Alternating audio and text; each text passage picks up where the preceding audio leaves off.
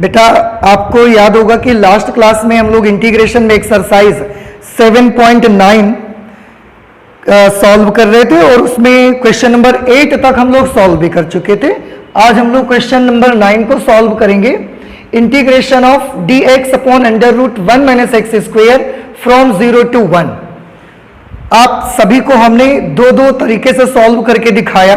एक तो basic method जिसमें आप पूरा लिख करके बाकायदे उसको सॉल्व करते हैं, और एक डायरेक्ट मेथड जिसमें हम ऐसे ही फंक्शन का इंटीग्रल बना लेते हैं और उसके बाद उसमें लिमिट अप्लाई कर देते हैं। ठीक है, तो आप वैसे ही करिए, इजी भी रहता है और क्वेश्चन का साइज भी छोटा होता है।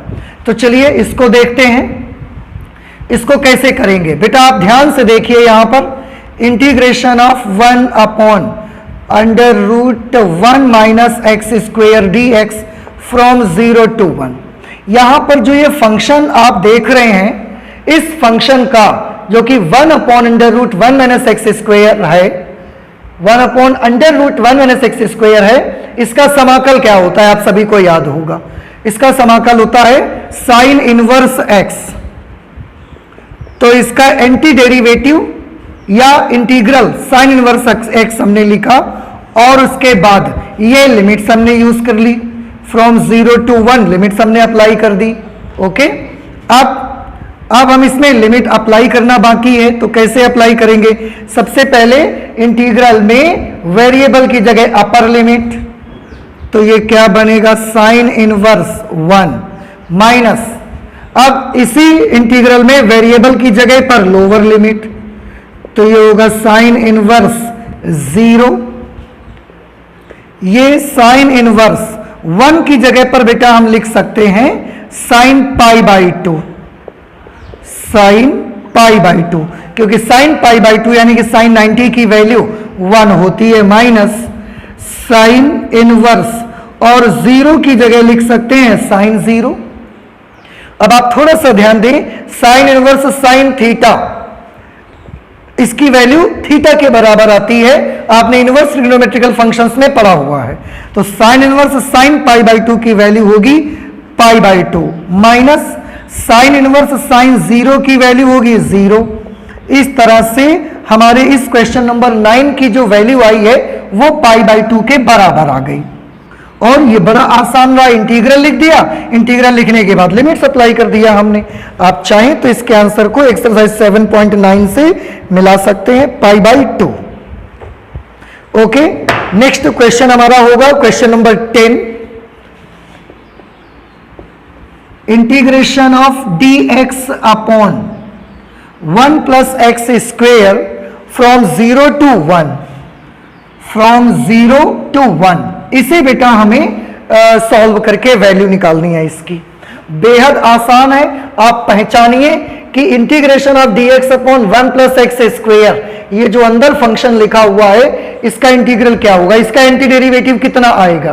तो आप सभी बच्चों को याद होगा integration of dx upon 1 plus x square का इंटीग्रल tan इनवर्स x होता है। तो इसकी जगह पर हमने लिख दिया tan इनवर्स x। अब ये लिमिट्स हैं, तो ये तो इंटीग्रल हो गया। जब हम इंटीग्रल लिख देते हैं तो ये जो लिमिट्स अभी लेफ्ट हैंड साइड में है, अब ये लिमिट्स राइट हैंड साइड पे आ जाएंगी, फ्रॉम 0 to 1। इसके बाद क्या करना है, ये जो हमारा एंटी डेरिवेटिव आया है इसमें वेरिएबल की जगह अपर लिमिट, फिर माइनस वेरिएबल की जगह लोअर लिमिट, और बाकी पूरा वैसे ही। तो tan inverse 1, tan inverse x की जगह 1 लिखा, माइनस tan इनवर्स x की जगह हमने 0 लिख दिया। ठीक है, अब थोड़ा और ध्यान से देखिए, tan इनवर्स 1 की जगह बेटा मैं लिख सकता हूं tan pi by 4, because tan pi by 4 is equal to 1, minus tan inverse 0 की जगह हम लिख सकते हैं tan 0। एक बार फिर से इनवर्स ट्रिग्नोमेट्रिकल फंक्शंस के रूल्स लगा करके tan इनवर्स tan थीटा में थीटा आ जाएगा, तो tan inverse tan pi by 4 की वैल्यू पाई बाई 4 आ जाएगी, माइनस tan इनवर्स tan 0 की वैल्यू 0 हो जाएगी। इस तरह से इसकी वैल्यू आएगी पाई बाई 4। तो आपके क्वेश्चन नंबर 10 का जो आंसर होगा that will be pi by 4। Okay, इसके बाद हम नेक्स्ट क्वेश्चन पे चलते हैं, क्वेश्चन नंबर 11। आई होप कि आपको ये समझ में आ रहा होगा, बहुत आसान है सब कुछ। 11 नंबर क्वेश्चन पे integration of dx upon x square minus 1 from 2 to 3। Integration of dx upon x square minus 1 from 2 to 3, इसको आपको कैसे करना है जरा ध्यान से देखें। इसमें आप फिर से गौर करें कि integration of dx upon x square minus 1, इसका इंटीग्रल क्या होगा।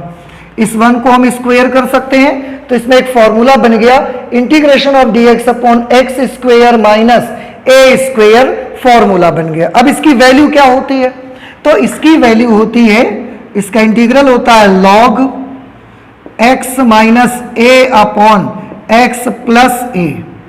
आपको याद होगा ये फॉर्मूला एक बना है यहां पर, integration of dx upon x square minus a square, तो 1/2a, सॉरी 1/2, a की जगह पर 1/2a log x minus a upon x plus a, ये इंटीग्रल आ गया एंटी डेरिवेटिव। और जब हम फंक्शन का इंटीग्रल लिखते हैं उसके बाद जो लिमिट्स अभी लेफ्ट हैंड साइड में लिखी है अब ये राइट हैंड साइड पे आ जाएंगी, फ्रॉम 2 to 3। अब हमें ये लिमिट्स अप्लाई करनी है, तो बेटा लिमिट्स तो हम वेरिएबल की जगह अप्लाई करते हैं। ये जो इसमें 1/2 1/2 कांस्टेंट है, इसकी कोई मतलब नहीं है अंदर, तो आप इसे बाहर ले लीजिए 1/2, बाकी इस पे लिमिट अप्लाई कर दो। तो लिमिट अप्लाई करने का मतलब क्या है, पहले जहां जहां वेरिएबल है वहां सब जगह अपर लिमिट लिखेंगे। तो मैं इसको ऐसे लिखूंगा log 3 माइनस 1 करेंगे तो ये 2/3 प्लस 1 4, माइनस का साइन लगा दिया, फिर log लिखा। अब इसमें जहां जहां x है वहां वहां 2 लिख देंगे, तो ये वैल्यू आ जाएगी 2 माइनस 1/2 प्लस 1। हम थोड़ा सा डायरेक्ट माइनस कर देते हैं, 2 माइनस 1 करेंगे तो 1, 2 प्लस 1 करेंगे तो 3, ऐसा। और इसे कैलकुलेट कर लें तो 1/2, इसमें आएगा log 2/4, this will become 1/2, minus 1/3 तो log 1/3। इसमें आप एक काम और कर सकते हैं, log m minus log n। अब log m minus log n का फॉर्मूला सभी जानते हैं, log m अपॉन n। तो log m की जगह पर हमने लिख दिया 1/2, अपॉन n की जगह पर हमने लिख दिया 1/3। Okay, log m upon n कर दिया। इसके बाद ये 1/2 log, जब दो फ्रैक्शन से एक दूसरे के साथ अपॉन में होते हैं तो उनको कैसे कैलकुलेट करते हैं, नीचे वाली फ्रैक्शन पलट जाती है। तो जब आप ऐसा कैलकुलेट करेंगे तो इसकी वैल्यू आपको मिलेगी 1/2 log 3/2, ये आपको यहां पर मिल जाएगा। इस तरह से आपका क्वेश्चन नंबर 11 का भी आंसर आ गया। आप 11 नंबर पे 1/2 log 3/2, यही आपका आंसर आ रहा है। तो ये बहुत इजी क्वेश्चंस हैं बेटा, केवल आपको यहां पर लिखे हुए फंक्शन का इंटीग्रल पता हो तो बहुत आसान क्वेश्चंस हैं। अब मैं इसको इरेज करता हूं और चलते हैं नेक्स्ट क्वेश्चन, क्वेश्चन नंबर 12 को सॉल्व करने के लिए। क्वेश्चन नंबर 12 में बेटा integration of cos square x dx from 0 to π/2, ये हमारा क्वेश्चन है। इसको कैसे कैलकुलेट करना है, तो इसके लिए मैं एक छोटा सा काम यहां करूंगा। और आप ये जब इनडेफिनिट इंटीग्रेशन पढ़ते थे ना तो भी आप यही करते थे, cos स्क्वायर x को इंटीग्रेट करने के लिए क्या काम करना है, आप 2 से डिवाइड कर दीजिए इस पे और 2 से मल्टीप्लाई करवा दीजिए। तो 1/2 into 2 cos square x dx from 0 to π/2। Okay, अच्छा इसके बाद ये 1/2 2 cos स्क्वायर x की वैल्यू कितनी होगी, तो बेटा आप याद करें एक फॉर्मूला आप पढ़ते थे, cos 2x is equal to 2 cos square x minus 1। अब अगर यहां से हम 2 cos स्क्वायर x की वैल्यू निकालेंगे तो वो कितनी आ जाएगी, 1 हमको इधर भेजना पड़ेगा, वो वैल्यू आ जाएगी cos 2x प्लस 1। मीन्स जहां पर भी 2 cos स्क्वायर x लिखा है वहां मैं cos 2x प्लस 1 लिख सकता हूं। तो 1/2 integration of cos 2x plus 1 into dx from 0 to π/2। Okay, अब आपको इसे कैलकुलेट करना है 1/2। अब आप cos 2x प्लस 1 का इंटीग्रल लिख दीजिए। cos 2x, cos x का इंटीग्रल क्या होता है? cos x का इंटीग्रल होता है sin x। तो cos 2x का क्या होगा बेटा? cos 2x का होगा sin 2x अपॉन 2।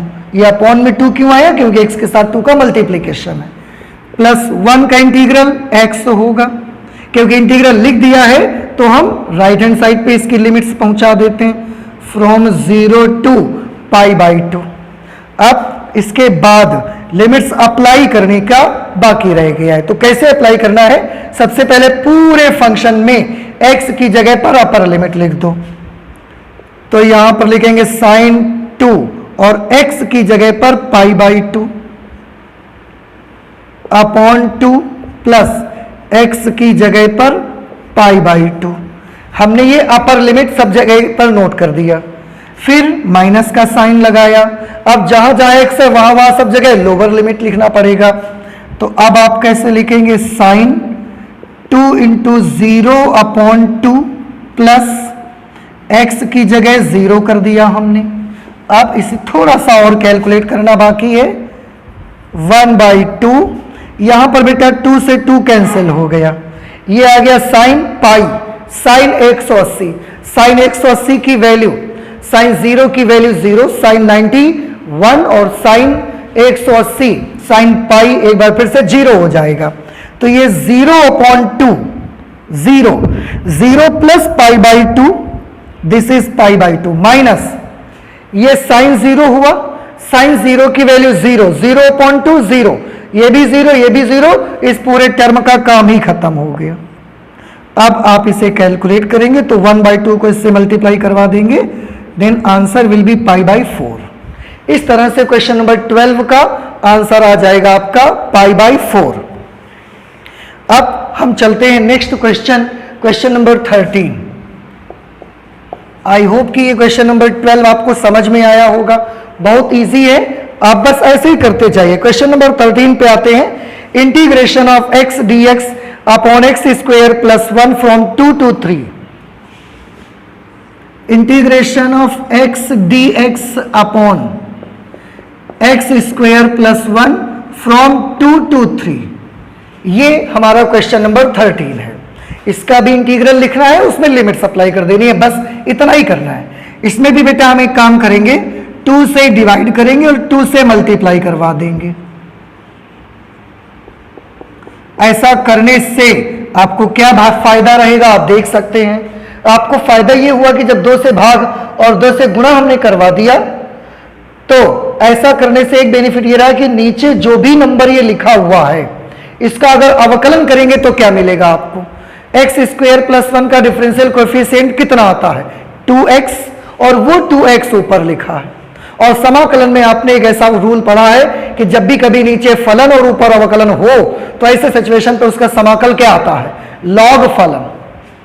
तो ये 1/2 हमने लिखा, इस फंक्शन का समाकल आएगा लॉग फलन की जगह पर x square plus 1 from 2 to 3।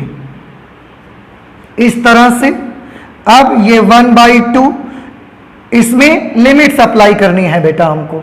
Limits apply करने में पहले वेरिएबल की जगह अपर लिमिट लिख देंगे, फिर माइनस वेरिएबल की जगह लोअर लिमिट। तो लॉग अपर लिमिट लिखेंगे, थोड़ा ध्यान से देखें, मैं एक स्टेप कम कर दूंगा यहां पे।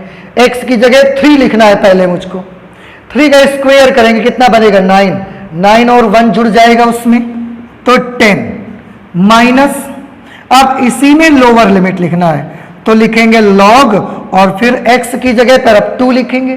तो 2 2s are 4, 2 का स्क्वायर करेंगे ना, 4 + 1 5, 1/2 log m minus log n का फॉर्मूला यहां हम अप्लाई कर सकते हैं, तो जाएगा log m upon n, log 10/5 means 1/2 log 2, 5 2s are 10। इस तरह से बेटा आपने देखा कि ये हमारे क्वेश्चन नंबर 13 का आंसर आ गया 1/2 log 2। ठीक है, आप इसको मिला सकते हैं। 13th नंबर का आंसर 1/2 log 2। तो आई होप कि आपको समझ में आ गया होगा। अब हम चलते हैं नेक्स्ट क्वेश्चन, क्वेश्चन नंबर 14 की ओर। देखते हैं क्वेश्चन नंबर 14 में क्या है। Integration of 2x plus 3, integration of 2x plus 3 upon 5x square plus 1 from 0 to 1, from 0 to 1, और इसके साथ में यहां dx। तो ये हमारा क्वेश्चन है, integration of 2x plus 3 upon 5x square plus 1 from 0 to 1। अब इसे कैसे कैलकुलेट करना है, थोड़ा आप जरा गौर से देखिए। इससे आप एक काम कर दें, न्यूमरेटर में क्योंकि दो टर्म्स हैं, दोनों को सेपरेट कर दीजिए आप। मतलब इस तरीके से 2x upon 5x square plus 1 into d x from 0 to 1, आप 3 को लेकर इसके साथ अलग कर देंगे, प्लस आप 3 क्योंकि कांस्टेंट है आप बाहर ले सकते हैं, integration of D x upon 5x square plus 1 from 0 to 1 limits. हमने दोनों पदों को अलग अलग कर दिया। अब क्या करना है, थोड़ा गौर से सभी बच्चे देखेंगे। जो डिनोमिनेटर है यहां से बेटा हम 5 कॉमन कर लेते हैं, या तो एक काम कर लें कि ऊपर नीचे 5 से मल्टीप्लाई आप करा देते हैं 5 से मल्टीप्लाई। जिस 5 से डिवाइड करेंगे वो तो ये लिखा है, और एक 5 से मल्टीप्लाई करेंगे, तो जब 5 से यहां मल्टीप्लाई करेंगे तो ये बन जाएगा 10x अपॉन ये 5x square plus 1 into d x from 0 to 1, plus यहां पर क्या करना है आपको, यहां पर आपको एक काम करना है 3 integration of D x upon, इस 1 को हम पहले कर लेते हैं, 5x स्क्वेयर को बेटा हम लिख देते हैं अंडर रूट 5x का होल स्क्वेयर फ्रॉम 0 to 1। आप देखिए कहीं कोई प्रॉब्लम तो नहीं है आपको। इसमें 5 से भाग 5 से गुणा कर दिया तो ये बन गया, इसमें 3 dx upon 1 plus 5x square को मैंने लिख दिया अंडर रूट 5x का होल स्क्वायर। आप देखिए स्क्वायर ओपन करेंगे फिर यही आ जाएगा। ऐसा करने से बेनिफिट क्या मिला, बेनिफिट बेटा ये मिला, आप नीचे वाले नंबर को देखिए और इसका अवकलन करके बताइए कितना आएगा। 5x square plus 1, 5x square का अवकलन आएगा 10x और 1 का 0, तो डिनोमिनेटर का डिफरेंशियल कोएफिशिएंट आया 10x और 10x ऊपर लिखा है, तो नीचे फलन और ऊपर उसी का अवकलन। ऐसी सिचुएशन पे समाकल क्या होगा, लॉग फलन, तो मैं यहां पर लिख दूंगा लॉग, और फलन के लिए 5x स्क्वायर प्लस 1, क्योंकि इंटीग्रल हो गया है इसलिए लिमिट कहां लिखेंगे, लिमिट राइट हैंड साइड पे लिखेंगे 0 to 1, 0 to 1 प्लस 3। अब इसको देखिए जरा, इसमें आपको महसूस हो रहा होगा कि integration of dx upon 1 plus x square, तो integration of dx upon 1 plus x square या a square plus x square, आप 1 को a मान लें, तो integration of dx upon a square plus x square. ठीक है, इसका फॉर्मूला तो होता है 1 upon a tan inverse x upon a, तो हम इसका फॉर्मूला लगा देंगे 1 अपॉन a की जगह पर 1, tan inverse x upon a, x की जगह पर है बेटा अंडर रूट 5x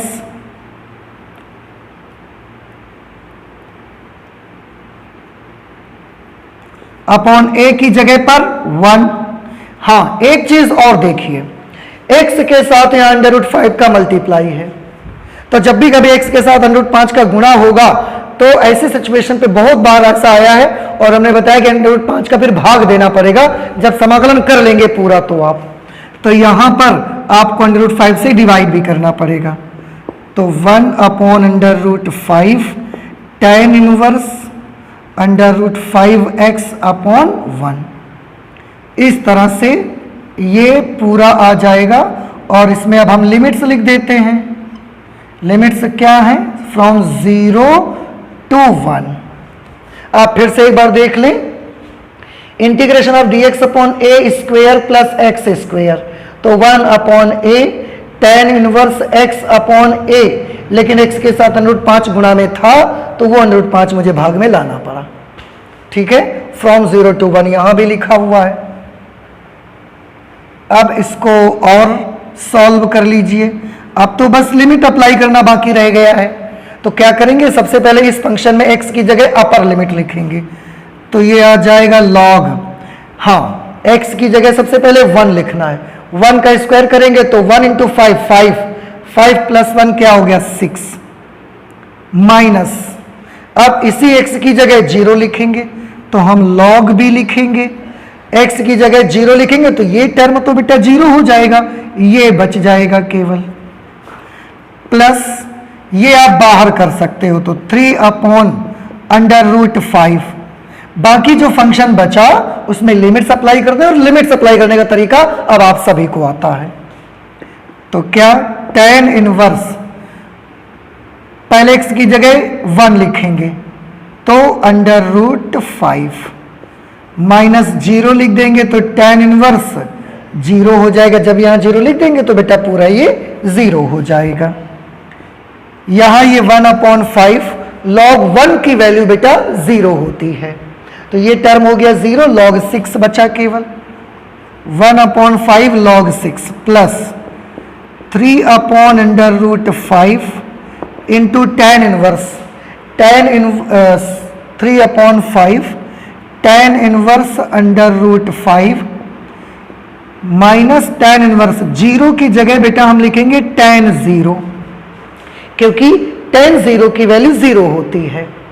अब इसे सॉल्व करके 1 अपॉन 5 log 6 प्लस 3 अपॉन √5, ध्यान से देखना tan इनवर्स tan 0 की वैल्यू क्या होगी 0, तो ये पूरा टर्म 0 आ गया, बस यही केवल बचा, तो इसको हम बाहर वाले नंबर से मल्टीप्लाई करवा देते हैं इस तरह से, तो ये वैल्यू आ गई 1 upon 5 log 6 plus 3 upon √5 tan inverse √5। एक बार हम इसको मिला लेते हैं तो वैल्यू आ रही 1 upon 5 log 6 plus 3 upon √5 tan inverse √5, ये हमारा आंसर आ गया। 15th नंबर क्वेश्चन पे integration of x into e to the power x square dx from 0 to 1, ये हमारा क्वेश्चन है। इसमें क्योंकि बेटा हमको थोड़ा सा सब्स्टिट्यूशन करना पड़ेगा, तो जब भी कभी, अभी फिलहाल आपको सब्स्टिट्यूशन से डेफिनेट इंटीग्रेशन को सॉल्व करना पड़े तो आप एक काम करिएगा, पहले बिना लिमिट के उसकी वैल्यू फाइंड आउट कर लीजिएगा। देखिए मैं अब आपको बताता हूं, integration of x into e to the power x square dx, पहले हम विदाउट लिमिट इसका इंटीग्रल फाइंड आउट कर लेते हैं। आप याद रखें जिसमें सब्स्टिट्यूशन लगाना पड़े, हालांकि सब्स्टिट्यूशन करने का एक और भी हमारे पास तरीका है डेफिनिट इंटीग्रेशन में, लेकिन उस तरीके को हम पढ़ेंगे नेक्स्ट एक्सरसाइज में। अभी फिलहाल के लिए जब भी किसी क्वेश्चन में सब्स्टिट्यूट करके आपको आंसर निकालना पड़े, वहां पर सबसे पहले बिना लिमिट का यूज किए आप फलन को इंटीग्रेट कर लीजिए, उसके बाद लिमिट अप्लाई कर देंगे। तो चलिए देखते हैं कैसे होगा। माना x square is equal to t, यहां जो एक्स स्क्वेयर इसको हमने टी मान लिया, इसके बाद आप जानते हैं डिफरेंशिएट करना पड़ता है हमको, differentiating on both sides, this will become 2x dx is equal to dt, 2 उधर अगर भेज देंगे तो x dx is equal to dt upon 2। अब पहले इसकी वैल्यू निकाल लें, therefore integration of x into e to the power x square dx is equal to, ध्यान से सभी बच्चे देखें, सबसे पहले इसको लिखो e to the power x square की जगह t, तो e to the power t, e to the power t, साथ में x इंटू डी एक्स है, x इंटू डी एक्स, उसको dt बाई 2, dt और अपॉन 2 को हम बाहर कर लेते हैं क्योंकि 1/2 कांस्टेंट नंबर है, ऐसा कर लिया। अब सभी लोग इसको इंटीग्रल तो जानते ही हैं सब बच्चे, तो 1/2 इसका क्या इंटीग्रल होता है, e to the power t का t के रिस्पेक्ट में e to the power t ही होता है। अब हम t की जगह पर वो वैल्यू भी लिख देते हैं, तो इसकी वैल्यू कितनी आ जाएगी, integration of x into e to the power x square dx will be equal to, इसी को सॉल्व कर रहे थे ना, 1/2 e to the power t की जगह पर x स्क्वेयर लिख देंगे ऐसा। तो इसकी जो वैल्यू आई वो इतनी आ गई, इसका जो इंटीग्रल आ गया वो इतना आ गया, लेकिन मुझे तो इसके साथ लिमिट्स लगा करके वैल्यू फाइंड आउट करनी है। तो हम कैसे फाइंड करेंगे, अब integration of x into e to the power x square dx from 0 to 1। अब हमने लिमिट्स का यूज कर लिया, तो क्या करेंगे, इसका इंटीग्रल तो हम ऑलरेडी जानते हैं ये आ रहा है, तो इसका इंटीग्रल लिखेंगे और उसमें लिमिट यूज कर लेंगे। तो इंटीग्रल हमने लिख दिया 1/2 e to the power x square from 0 to 1, ऐसे हमने इसको कर दिया। ठीक है, अब लिमिट्स अप्लाई करनी है आपको। 1/2 कांस्टेंट टर्म में बाहर कर देते हैं, पहले लिमिट अप्लाई करने में x की जगह 1 लिखेंगे, तो e टू द पावर 1 लिखकर स्क्वायर करेंगे तो 1 ही तो आएगा, माइनस अब इसी x की जगह 0 लिखेंगे तो e टू द पावर, और 0 का स्क्वायर करोगे तो 0 ही रहेगा। 1/2 e टू द पावर 1 की वैल्यू e और e टू द पावर 0 की वैल्यू 1। इस तरह से ये बेटा आपका आंसर आ गया 1/2 e minus 1, and this is your question number 15।